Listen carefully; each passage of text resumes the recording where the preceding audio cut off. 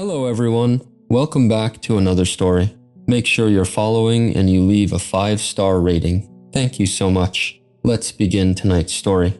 So I need to tell you about the Menger Hotel before any of this makes sense. It's the oldest continuously operating hotel in Texas, opened in 1859, which means the building has been standing longer than most countries have been countries. It sits right on Alamo Plaza in San Antonio, directly next to the Alamo itself, which I'm sure was a selling point when they built it, and is still the first thing they mention on the website. 11 floors of Victorian furniture, Persian rugs, and portraits of dead people watching you from gilded frames. I'd been working the overnight security desk there for 11 months when everything started. Midnight to 8, 5 nights a week. I want to be clear that I took that job because I liked the solitude, not in spite of it. Some people need noise to function. I've never been one of them. The overnight shift suited me fine. Sign in late arrivals, monitor the camera feeds, walk the corridors every 2 hours, write things down, repeat until sunrise. Nobody bothers you. Nobody expects you to make conversation. It was honestly the best job I'd ever had. The building itself had quirks I'd cataloged by then the way you catalog anything you spend enough time with. The elevator in the east wing ran slow between floors 3 and 4 and made a sound like someone clearing their throat. The hallway outside the bar smelled like cigarette smoke no matter what time it was, or how recently housekeeping had been through. The portraits in the Roosevelt bar. Teddy Roosevelt had actually stayed there, recruited Rough Riders right in that room, which they'll tell you approximately 11 times during any given week. Those portraits had a way of seeming like they'd shifted slightly between your passes. I'd stopped registering most of it. Just the building, Thursday, January 9th. 2 in the morning, I was on my corridor walk, 3rd floor, colonial wing, the far end where the hallway makes a right angle and the sconce lighting gets dimmer. I'd done that walk probably 200 times by then. I knew exactly where the carpet runner had started to curl near room 317, knew which door had the loose number plate that rattled when you walked past it. So when something was different, I noticed it the way you notice a sound that stops. Not because the new thing was loud, but because the familiar thing was gone. The wood polish smell was gone. What replaced it was organic, faintly sweet. Like fruit that had gone past ripe and was working its way towards something else. Not overwhelming. I want to be clear about that because the way I'm describing it probably sounds worse than it was in the moment. It was subtle enough that I stopped walking and stood there for a second thinking I'd imagined it, but I hadn't. I checked every door in that corridor, all locked, all undisturbed, no light under any of them, no sound, nothing that would explain it. I even knocked on the door to the utility closet at the end of the hall, which felt slightly ridiculous, but I knocked anyway. Nothing. I wrote it in the log when I got back to the desk. 3rd floor, colonial wing, north corridor, approximately 0207 hours, anomalous odor, organic, source undetermined, all doors secured. No guests disturbed. Then I sat there looking at what I'd written for a minute and decided it was probably the building doing what old buildings do. Settling, breathing. Whatever word you want to use for the way something that's been standing for 160 years develops its own internal weather. I more or less forgot about it by the time I drove home that morning. 2 nights later, Saturday, I was back at the desk around 1:45, working through my camera rotation. East wing exterior, lobby, bar corridor, elevator bank, then the floor feeds in sequence.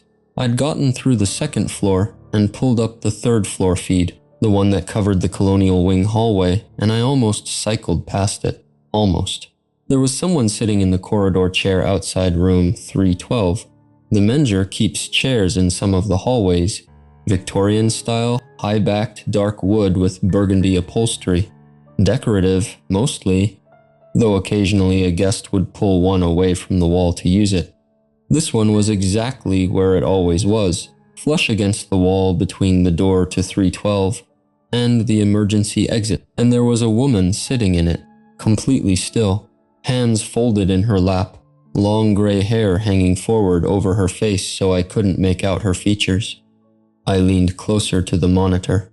The camera angle was from the far end of the hall, so the image was slightly grainy, the way older CCTV footage always is, that particular greenish-gray cast that makes everything look like it happened underwater. But the figure was real. She was there, seated and completely motionless in a way that people just don't sit, not naturally, not at 1:45 in the morning in a hotel hallway. I picked up the desk phone and dialed 312. It rang 4 times before someone picked up. What? Not a question. Ma'am, I'm sorry to disturb you. This is security at the front desk.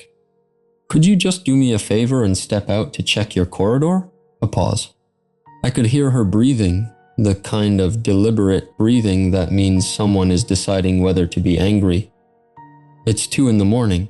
Yes, ma'am, I'm aware. I'm very sorry. It'll only take a moment. Another pause. Then the sound of movement, sheets, feet on a floor, a door opening.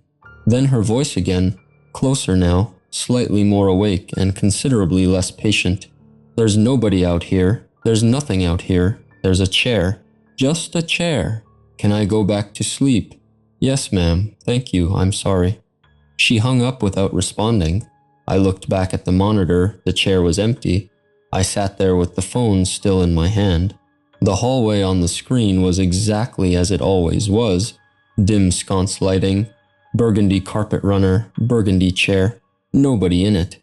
I rewound the feed manually, which takes a minute with our system, the cursor dragging backward through the timestamp. I found the moment I'd first looked at the feed, found the figure in the chair. Watched the timestamp tick forward while she sat there completely still for 4 minutes and 30-some seconds.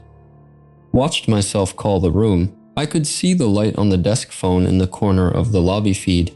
Watched the door to 312 open and a woman in a floral nightgown step out, look both ways down the hall, and step back inside. Watched the chair, which had been occupied a moment before, simply be empty. No movement. No one walking away. Nothing in the frames between occupied and vacant that explained the transition. She was there, and then the chair was just a chair again. I set the phone down, wrote it in the log, wrote it very carefully, very factually, the way I'd been trained to document things. Approximately 0147 hours, unidentified female guest observed seated in 3rd floor colonial wing corridor chair, room 312 exterior. Guest in room 312 contacted, confirmed corridor empty upon visual check. Camera review inconclusive. I looked at the word inconclusive for a long time. Then I looked back at the monitor. Empty hallway, burgundy chair, the sconces doing their dim, steady thing against the dark wood paneling. I had 5 hours left in my shift. I showed Paul the footage on Sunday morning, about 20 minutes before my shift ended. He was already at the desk when I came down from my last corridor walk, sitting with his coffee and a stack of weekend incident reports he'd been picking through since he arrived at 6. Paul Martinez had been running overnight operations at the Menger for 22 years, which meant he'd seen the building in every mood it had. I'd never seen him startled by anything. Not the false fire alarm in October that sent 40 guests into Alamo Plaza in their bathrobes, not the guest in September who'd barricaded himself in room 407 over a billing dispute and had to be talked out by 3 responding officers. Paul had a face built for absorbing bad news without changing shape. I pulled up the footage on the desk monitor without saying anything and stepped back. He leaned forward, forearms on the desk, and watched it through once. Then he rewound it himself without asking, and watched it again. His expression didn't shift. Not once. I was watching his face more than the screen at that point, looking for something. A raised eyebrow, a tightening around the jaw, anything. Nothing. Colonial Wings got old wiring throughout, he said, still looking at the monitor. We've had camera anomalies on 3 before. I'll flag it for maintenance. He picked up his pen and made a note on the pad beside the keyboard. That was it. I almost said something. I had the words ready. Paul, The figure is there for 4.5 minutes and then it's just gone. There's no transition, no movement, but I looked at his face and the words didn't come out. He knew what was on the footage. He'd watched it twice. "All right," I said. He nodded once and went back to his incident reports. I drove home with the windows down even though it was January and cold enough to matter. The air helped. I couldn't sleep that afternoon. I tried for about 2 hours, lying there with the blinds down and my phone face down on the nightstand, and eventually gave up around 1 in the afternoon and made coffee and opened my laptop at the kitchen table. I told myself I was just going to read a little background, context, the kind of thing you look up when a building starts doing things you can't explain and your supervisor responds by writing a maintenance note without looking up from his desk. The Menger had documentation going back to its founding in 1859, and a lot of it had been digitized by the Historical Society and the City Library archives. I'd skimmed some of it when I first took the job, mostly the famous stuff. The Roosevelt Rough Riders recruitment, the Civil War era guests, the bar. The material I was looking for now was different. 33 reported sightings. That's the number I kept coming back to. 33 documented accounts spread across hotel records, newspaper archives, and guest complaint logs going back over 100 years. Sightings in the bar, sightings in the East Wing stairwell, the usual range of things people report in old buildings, but 11 of the 33 described the same thing. A woman seated in a corridor chair with long gray hair hanging over her face, hands folded in her lap, completely still. Colonial Wing. Upper floors, attributed to a chambermaid who died on the property in 1887. I sat with that for a minute. Then I searched for the 1887 death record. The coroner's report was in a digitized archive through the San Antonio Public Library system, scanned from the original document. The handwriting was dense, ink slightly faded at the edges of each page but legible throughout. The coroner was a Dr. Ronnie Woods, and he had clearly been a man who believed in thorough documentation. I read the report twice. She hadn't died naturally. Dr. Woods had found her in the Colonial Wing, 3rd floor, seated upright in a corridor chair with her hands folded in her lap. He noted in careful, formal language that the position of the hands appeared arranged rather than assumed. His word, arranged. He documented contusions consistent with restraint at the wrists, and he documented that both of her eyes had been removed, not damaged. Removed. The cause of death was recorded as exsanguination. The manner of death was recorded as undetermined. I closed the laptop. My hands were flat on the table. I was looking at the wall above the stove, at a water stain I'd been meaning to report to my landlord since September. I was thinking about the figure on the camera, the hands folded in her lap, the hair hanging forward over her face, covering where her eyes would be. My lease renewal was due in 2 weeks. I had $412 in checking and nothing close to another job prospect. The Menger paid on time and the overnight shift kept me away from people, which was the entire point. Coincidence, I told myself. Old buildings collected stories and the stories accumulated detail over time, and detail eventually started to look like pattern whether it was or not. That was how human brains worked. That was all this was. I told myself that a few more times until I believed it enough to sleep. So, Wednesday. I want to be clear about Wednesday because I've replayed it enough times that I'm worried the details have started to blur at the edges. The motion sensor alert came in at 3:04 a.m. Room 308, Colonial Wing, 3rd floor. That small amber square for 308 blinking steadily in the grid, calm as anything. Like it didn't mean anything at all. Here's the thing about motion sensors in unoccupied rooms. It happens. Old buildings shift. A vent pushes enough air across a curtain, or a pipe vibrates, or, I don't know, something that was balanced stops being balanced. I'd gotten maybe 4 or 5 false triggers in 11 months, always explainable, always nothing. I logged them, walked the corridor, confirmed clear, logged again. That was the whole job sometimes. I grabbed the flashlight from the charger mount and clipped the radio to my belt and went. The elevator was too slow and I knew it, so I took the east stairwell. My shoes on the stairs, the metal handrail cold under my palm, the hum above the landing. All of that was normal. All of that was fine. I was running the explanation in my head already. Loose vent cover. Housekeeping left something unsecured. I'd walk the corridor, check the door, confirm nothing, go back down. I pushed through the third floor door into the colonial wing hallway and stopped.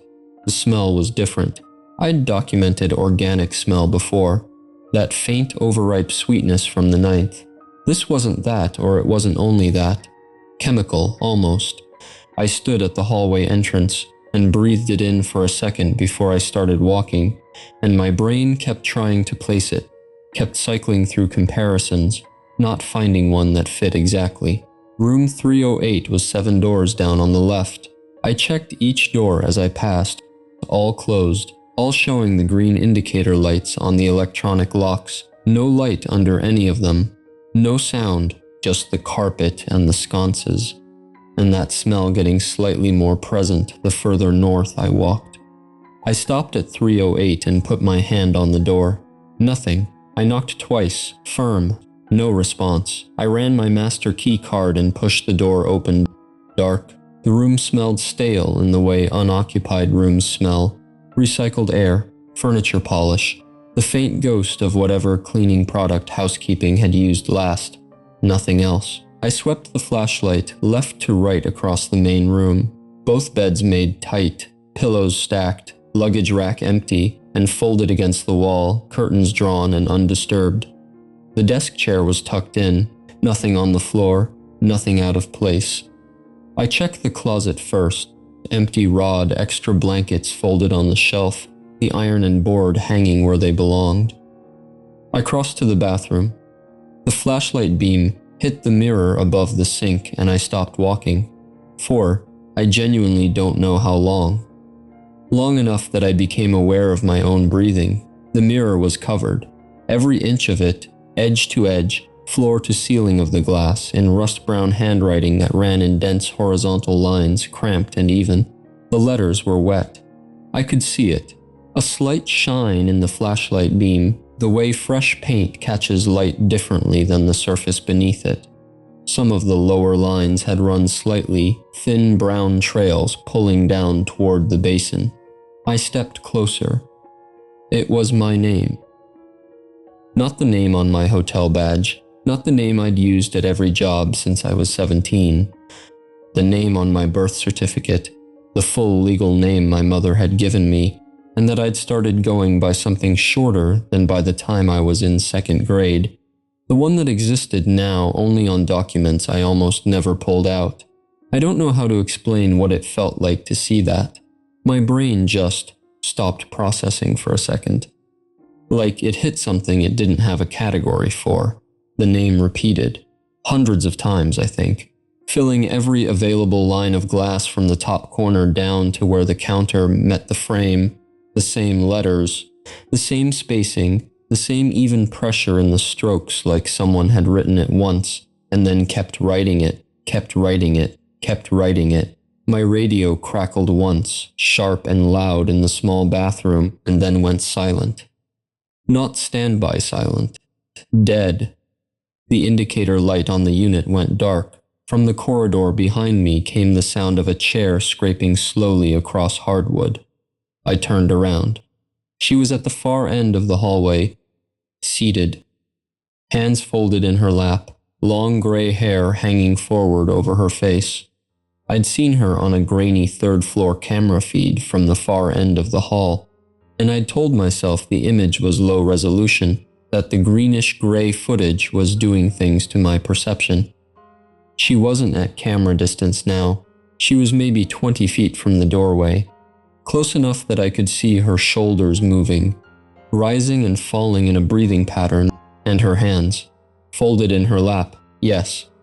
Folded at angles that I looked at, and my own wrists ached involuntarily, that my body understood before my brain fully caught up. that were simply not the angles human wrists bent to. I don't know how long I stood in that doorway, long enough that my flashlight hand started to shake, long enough that the smell, that sharp acetone and something older smell, settled into the back of my throat and stopped feeling new. She hadn't moved, not once. I took one step back into the bathroom. She didn't react. I took another step, angling myself toward the hallway wall, and I kept my eyes on her. The flashlight caught the wet shine of the writing on the mirror behind me, and I didn't look at it. I wasn't going to look at it again. I had the wall against my left shoulder blade and the dead radio on my hip, and I started moving. I want to be honest about what I was doing. I was pressing my back against the wall like that was going to do something, like the wall was an ally. I was keeping every doorframe between me and her as I moved, checking the distance, watching her shoulders, counting steps. I glanced down at the floor for maybe half a second to avoid the curling edge of the carpet runner near room 317. When I looked back up, she was closer. Not dramatically, not movie close, maybe 10 feet instead of 20. Still seated, still folded. But I had been watching her, and she had not moved, and now the distance was wrong. My throat closed. I didn't look away again, not once. I kept my eyes on her, and I moved faster, and I hit the stairwell door with my shoulder, and I went through it, and I went down the stairs faster than was smart in the dark, with a flashlight, 2 floors, hand trailing the rail.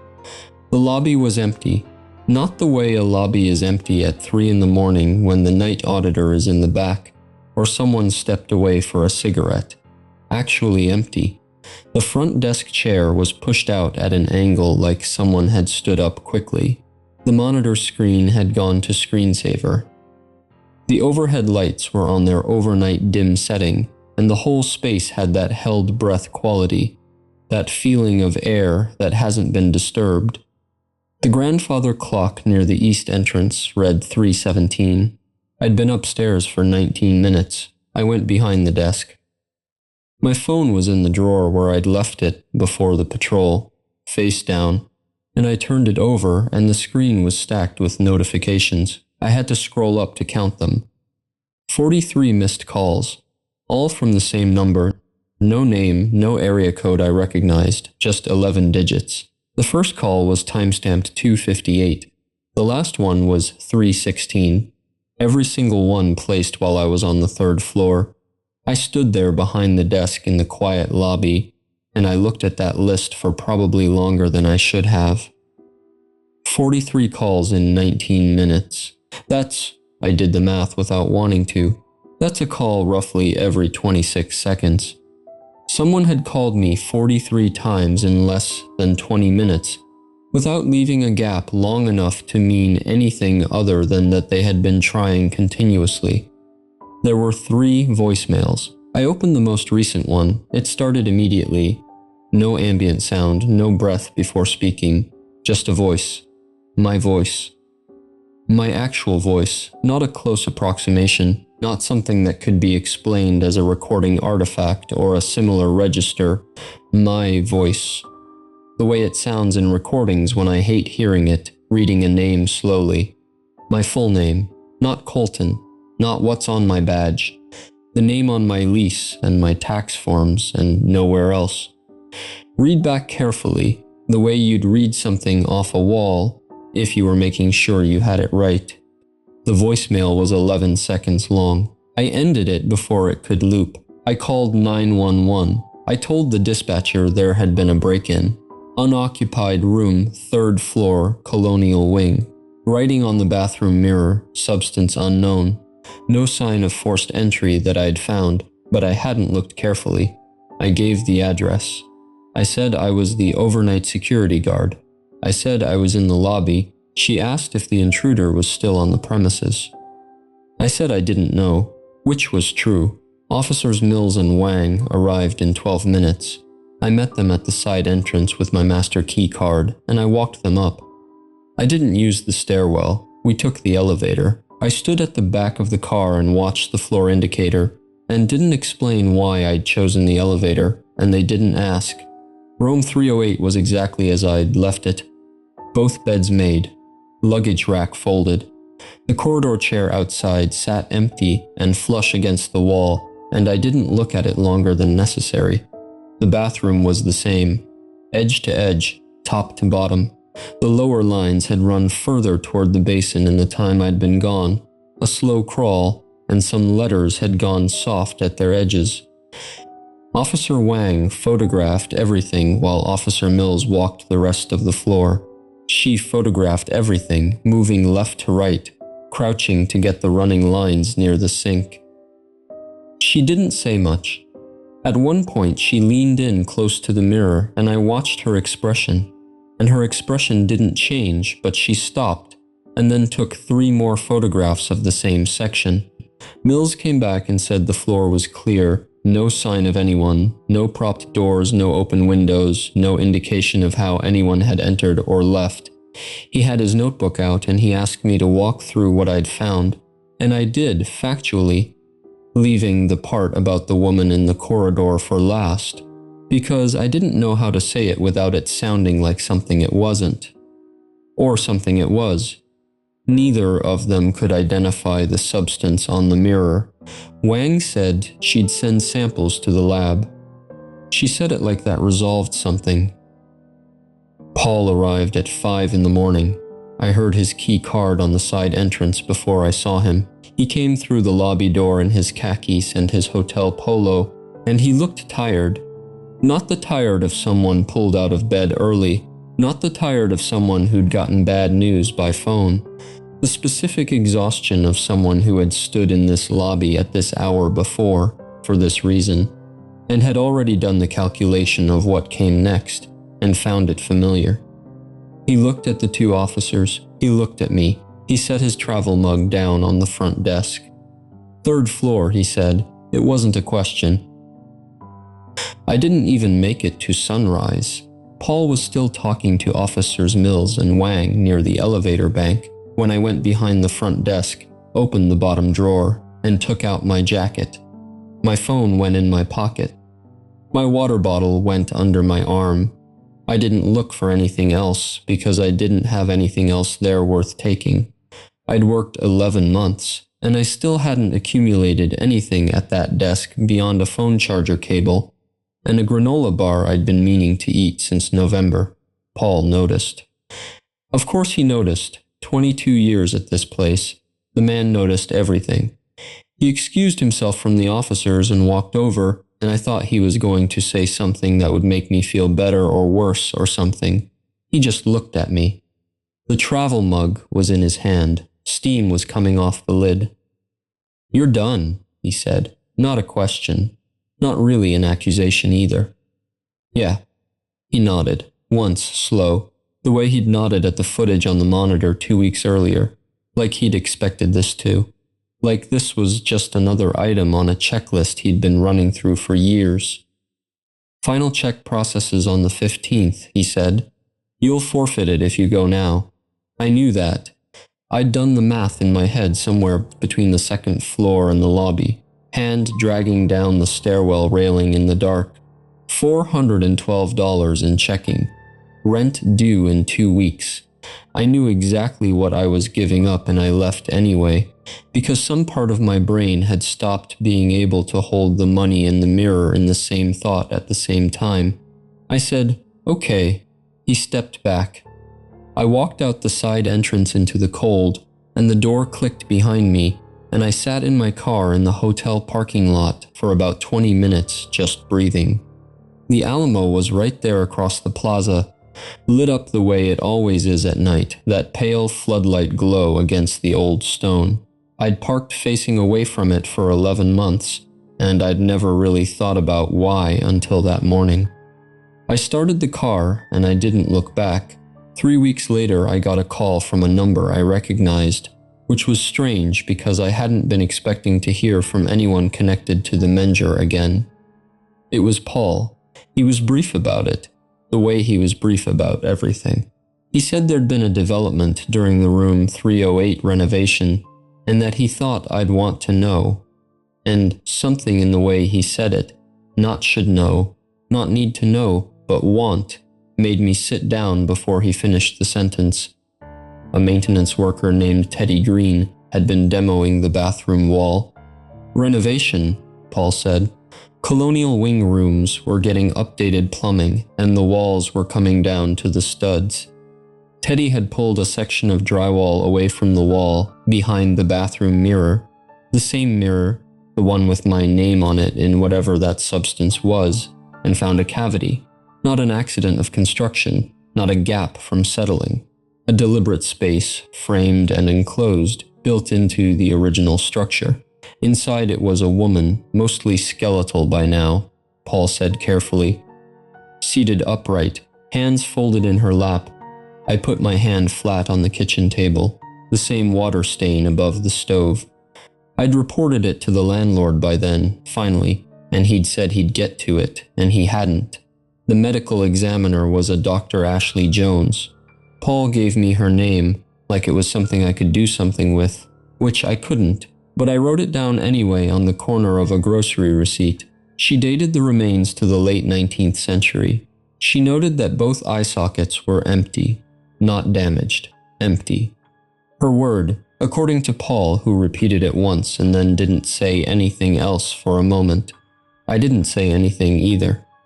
The coroner's report, I said finally, from 1887. I know, Paul said. That was the whole conversation. He thanked me for picking up, which was a strange thing to say, and hung up. I sat at that table for a long time. I thought about the folded hands. I thought about Dr. Ronnie Woods writing the word arranged in careful 19th century script, and what it must have taken for him to choose that word instead of another one.